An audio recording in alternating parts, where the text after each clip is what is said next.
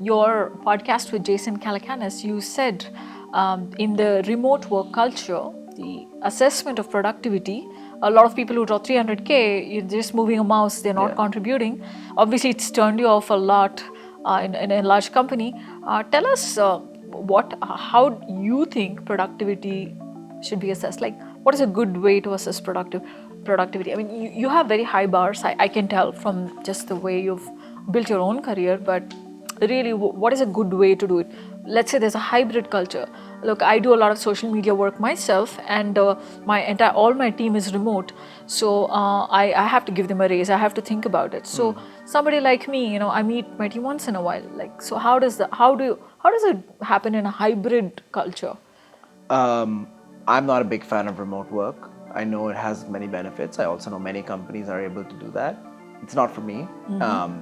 It was never for Glean. So we had to do it a little bit in the pandemic, but wasn't a big fan. So I genuinely don't know what the right techniques for remote work are, but I've read some guides and there's some interesting tips on how companies can scale with remote work. The AI enabled the whole wave. There was a whole productivity wave, right? Yeah, but also even before AI, there was this company, for example, GitLab is a company that was very successful company as well, that was a fully remote culture, and they work very well.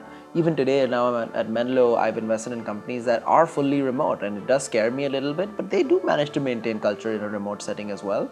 It's tricky. I'm not the expert in how to do remote culture, but when it does come to assessing work in a non-remote culture, even that is quite difficult. And if I had to, the honest answer is it is very vibes based. A true assessment of whether someone's good is very vibes based, because there's always going to be somebody who does nothing and says they do a lot. You have to read through that. There's always going to be someone who does a lot and then doesn't say they do anything. And you have to read through that as well. In fact, the second kind of person is usually the most critical people in the company. We had a person at Glean called Gary.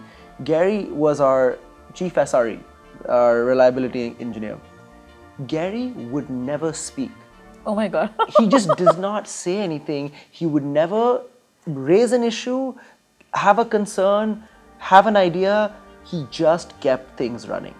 Gary was in many ways the most critical person for Glean for till now. And you look at someone like that, no amount of reading his code or looking at his interactivity will tell you that he's the performer. He is the star performer.